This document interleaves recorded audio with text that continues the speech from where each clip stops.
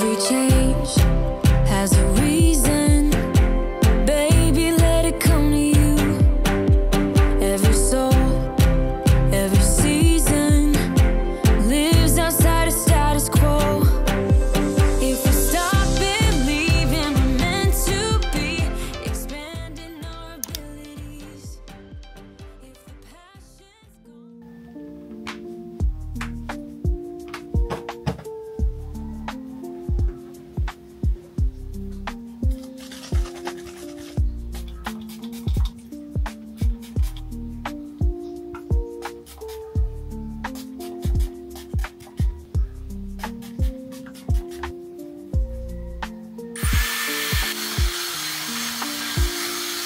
Last few spritzes kasi medyo mainit yung scalp.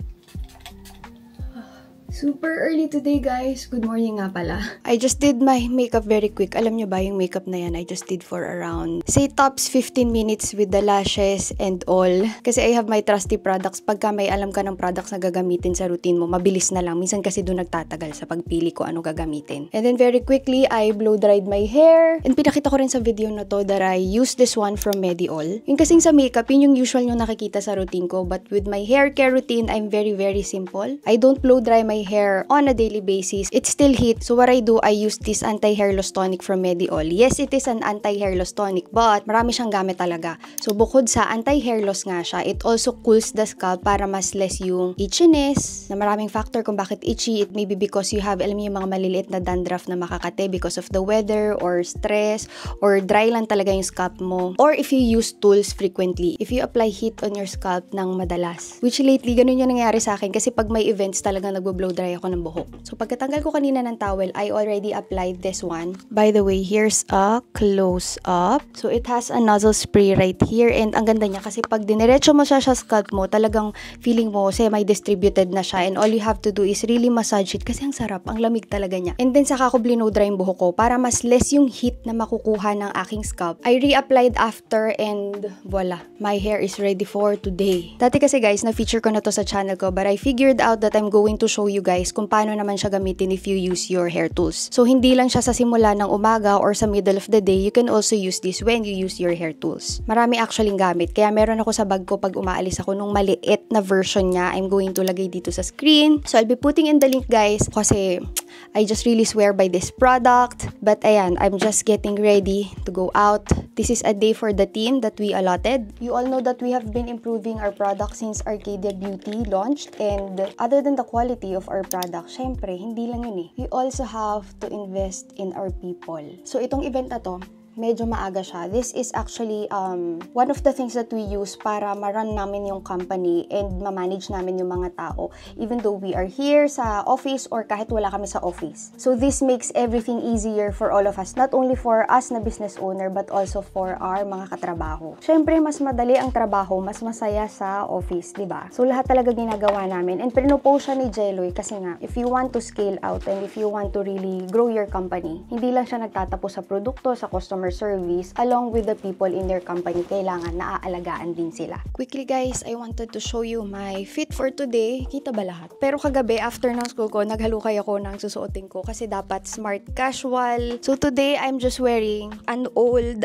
Zara na dress na parang mukhang vest sa taas. Ano ang pangalan nito? Nakalimutan ko na. I've had this for so many years. Bihira ko lang nasusuot, but slingback from Chanel and Chanel na bag and few accessories, konti lang. Of course, if business casual, ay mo naman ang masyadong ma-bling din. Okay na yung game. Pack natural. Dami na naman isang pack nature. Guys, nandito ako sa vlog ni Ate Ana. Yan, naririnig nyo po si Kimerot yun.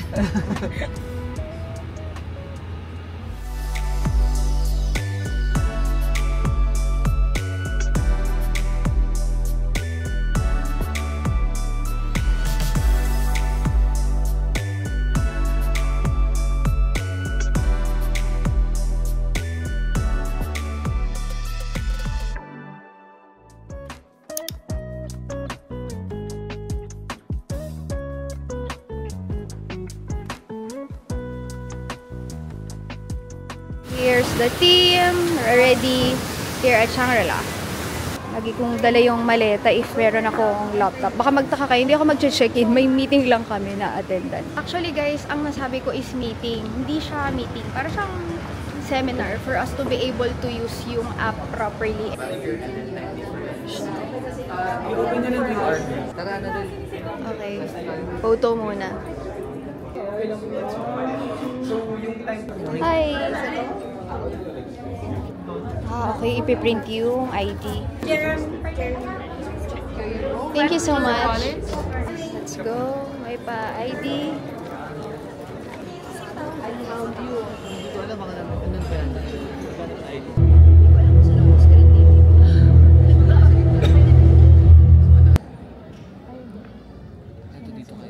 And then for Soho exclusive, track 4 is the collab. We have a PDF editor now in Soho editor, but your organization.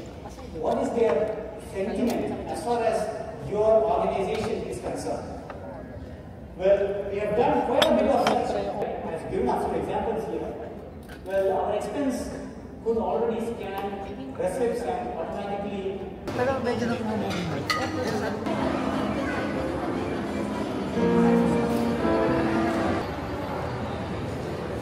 Daloy. Tatry kong tapusin. Abot ka ba? Oo. Tapos, para pagdating ko mag-upload ako. Kasi bukas, buong day may class.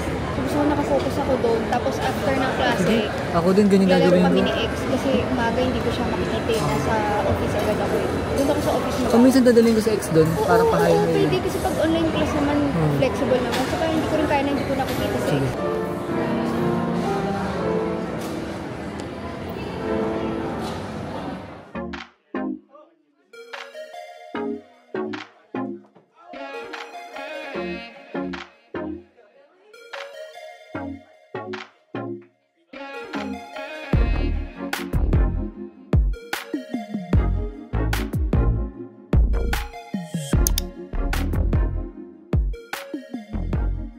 Good morning. We are super early today. Guys, I showed you that I have enrolled myself in another bachelor's degree. Ay, tulog na tulog ulit. Tulog na tulog pa yung mag-ama ko. But usually, ang classes is weekday and every evening. Kasi yung mga kaklase ko, tsaka including me, almost all of us are working students. And meron namang full day, pero it's on a weekend. It's a Saturday. So, ayan. Nag-ready na ako because I have an early class. But before that, microphone nga tayo. Mas maganda talaga pag may microphone, malinaw. I have yet to unbox itong bag na magically, I had a new bag. Magically, pwede pala yun. Supposedly, bag ito for tatay. But then, nung nakabili kami, hindi niya nagustuhan. And nahiya naman ako doon sa SA na hindi ako bumili. Kasi syempre, hindi rin pwede. So, what you can do is exchange to a different size sana. Yun yung una talaga na nangyari. Kaso, I don't know why yung mga men's bag ngayon ay like maliliit. Yung mga mukhang crossbody bag na simple lang. Ayoko kasi ni tatay nung parang, alam niyo yung parang mga speedy sa babae, yung kipol sa lalaki. Gusto niya is yung parang medyo elegante tingnan. Gagamitin niya sa sabong. Pero yung bag kasi medyo ganyan lang siya. And yun ata yung uso ngayon, yung ganung kaliliit na bag. So wala siyang nagustuhan niya. Ayaw ko naman siyang pilitin sa hindi niya bet na design. Kaya ako na lang munang kumuha. And then this week, I'll just be looking for another bag for him. Kasi doon talaga siya nag-e-enjoy sa sabong eh. And kailangan niya na ng new bag. Kasi bihira lang naman bumili yun. As in, sobrang bihira. Instead, I got a new bag for myself. Supposedly, okay na ako sa isa kasi diba kakabili ko lang sa Thailand. So, it's a very simple unboxing for this morning. Pasensya na kahapon, hindi na ako nakapag-vlog kasi nga, pagod na pagod talaga. Nag-seminar sila, tapos nung free time, nag-edit ako sa lounge ng hotel. So, talagang depleted yung energy. Pagdating ko, nakapaglaro pa kami ni Alexei kasi alam nyo, kahit gaano kayo kapagod pag nanay kayo, pag nakita nyo anak kayo, pag sinabing maglalaro. O kung manonood ng TV at kailangan niya ng kabanding, manonood kasi kahit gaano kakapagod. This is the bag that I got. It's, tada!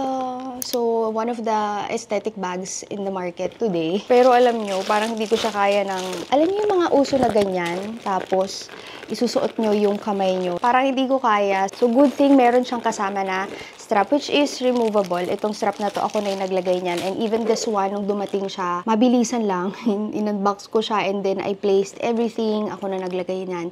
And I got this from Sir Barry of Greenbelt. In all fairness naman, mukha siyang maliit, pero malaki naman yung or hindi mo malaki, marami akong mailalagay. I also check the GM size kasi aesthetic din yun. Parang ang effect is the Bottega Veneta na less elegant. Yung malaki kumbaga, Jody, Teen Jody. Mas casual, kaso sobrang laki talaga niya for me. Aesthetic tingnan sa iba and the big slouchy bag. Pero on me, it's just a big bag na parang kinakain ako. So, ayan siya. Kaso may plastic pa. Okay naman siya. Yung iba, ganito siya binubuhat. Naka-ganyan. Ba't hindi ko pa kasi tinanggal yung plastic? Nagmamadali kasi ako no isang araw eh. Ganyan, yan. Sabi ko sa inyo, di ba, ma-aesthetic or di kaya pa ganyan, tapos gaganyanin ko. But I have a class. This is my first day na full day ang classes ko. So, good luck to me. Yung 2 oras nung pinakauna, I've had 2 meetings of the same schedule na weekday tapos gabi. Parang inaantok ako sa online classes. Or baka hindi lang sana yung katawan ko because hindi ko naman naabutan yung ganitong online classes. Like, everything talaga is super tech-savvy from your lessons. Pwede rin siyang recorded pag absent ka. Pwede mo panoorin yung classes. Sa assessments or yung mga quizzes, finals, midterms, everything, syllabus, communication with classmates is all done through technology, through this portal na ginagamit ng school. Ganun na pala ngayon. O siguro sobrang tagal ko na lang graduate kaya, scissors. Kaya iba na.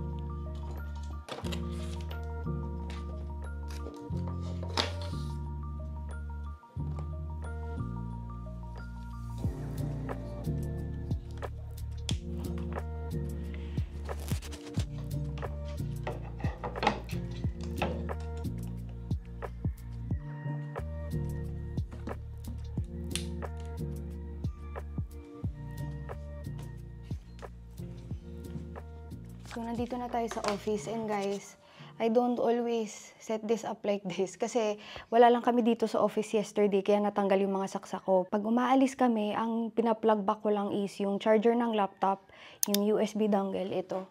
Ayan, which I got from Shopee lang yan. Tapos yung USB to the monitor. Yun lang, ganun kadali. And nagsisync na yung keyboard ko, yung mouse ko. Kasi ayoko ng setup na masyadong komplikado. Gusto ko malinis lang. And pag umaalis ako, I keep away my keyboard, my mouse sa ilalim ng aking monitor riser. Para siyang acrylic dito sa gilid. Nakita nyo kanina yun. Para malinis, as in walang laman. I'll be putting the link nitong mga ginamit ko dito ulit sa video nito. Even though I have already included it sa last video. Kasi sobrang dami talagang nagtatanong. I have 4 classes today from 7:30 a.m. to 4 p.m. 3 minutes to set up, operations management. Oops. Double check ko nga kung tama ba yung pinuntahan kong klase. Baka mamaya nalilito ako. I did yung schedule sa table, sa sheets. I have 2 schedules. One is a routine schedule na ginawa ko, including everything like paghahatid kay Alexei, pagtatrabaho sa company, pag-aaral, pag-golf, everything, naka-schedule yan. Tapos may mga free time, wala ko nilalagay doon. Doon ako pwedeng magsingit ng kung anong mga gusto kong puntahan, gustong gawin as family. But I also have another schedule for school. Ito yung schedule ng klase and I'm making sure, yes, ito nga talaga yung klase ko for today. Just 1 minute left. Saktong-sakto lang ako. And dati, I'm not a fan of, si Jalio pala yan, not a fan of mga double monitors. Pero ngayon ko siya na-appreciate. On one side, I put my classes. like on this side, para malaki pati yung lecture kasi dyan nila sinishare yung screen. And then on this side, I put a copy of my lecture. So, para pag nag-move on na yung professor sa next slide or next document, tapos mayroon akong gustong basahin, I still have a copy here na pwede kong balikan. Hindi galaw ng monitor, and I can focus on the lesson. So, ngayon ko lang na-utilize yan. Again, I'd like to make everything as simple as possible. Kasi minsan din, pag masyadong maraming tech involved, mas tumatagal ako.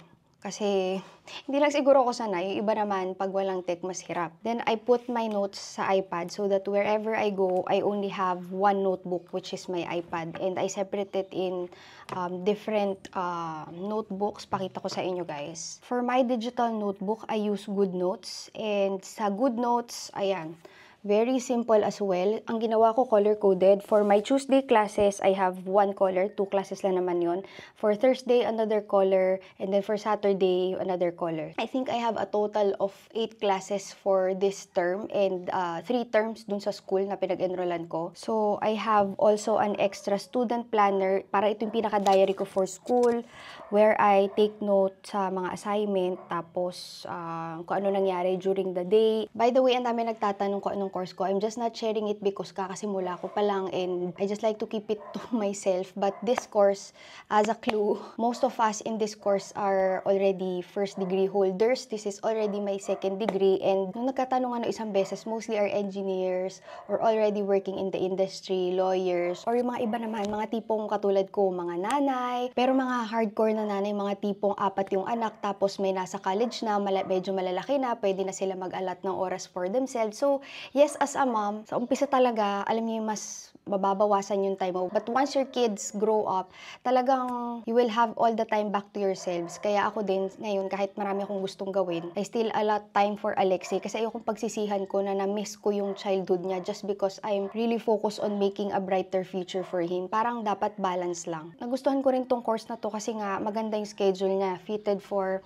mga working students, and ay, nagtatanggal ako ng dumi. Okay, so very open ang communication lines. For this group, I'll be setting a Viber class. Magpakilala kayo ha, kasi once you join, hindi naman nare-register pati yung pangalan nyo eh. You happen to be in that class. So I just finished my first class and I have the same instructor professor for the first 2 classes. Kasi 2 sa umaga, tapos 30 minutes lunch break, tapos 2 sa gabi. Tarayo, pinakauna ako sa next class. It's lunchtime guys, and nagbabaon ako dito sa office lagi ng pagkain. Kasi ang gastos pag laging grab, tsaka hindi ganun ka-healthy pag lagi din grab. Pareho kami ni Alexi ng baunan. Bumila ko ng bagong baunan sa kanya. Sa kanya is blue and green. Akin is purple and pink. Pambata talaga to. Pero nilagay ng pagkain ko. Ito ang ulam ni Mommy. Isang pirasong isda, rice, and ano ba yan? Beans, Baguio beans na may meat, and specifically, konti talaga pinalagay ko. Kasi syempre, sayang naman ang pinagbawas ko noon. Anyway, yung aking huling laboratory test, wait lang ako ng ano. Kaso ito lang nilalagay ni ate. Dapat yung spoon. Okay, yung result na aking laboratory tests. I had blood work done and baka kasi mamaya, di ba, mataas na pala yung cholesterol ko. Kasi yung kapatid ko, nagulat ako, medyo ano yung cholesterol niya. Tapos okay din yung sa aking gynecologist. So, everything is okay. Sugar is okay. Akala kasi nung iba may sakit ako dahil sobrang payat ko. Hindi, nagbawasan talaga ako. And syempre dahil yung pagbabawas ko ay hindi naman talaga measured na measured. I just eye out what I eat and be very mindful of what I eat. Nasana yung tiyan ko sa sobrang konti na kain na hindi ko na malayan ganun na pala for the longest time. And yun, mulat ako ng gusto. Jelly pala ay nandito sa gilid. Ang ganda kasi pwede kami mag-office lang sabay dito. Meron akong visitor. Sino kaya yung visitor ni Mommy? Si ate ba yun? Is it Daddy?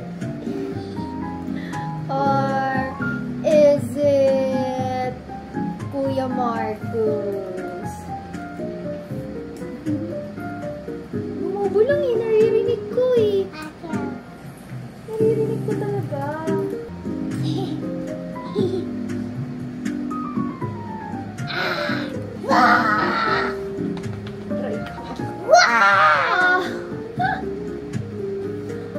Ano ka talaga eh? Bugbog ka talaga eh. Baby!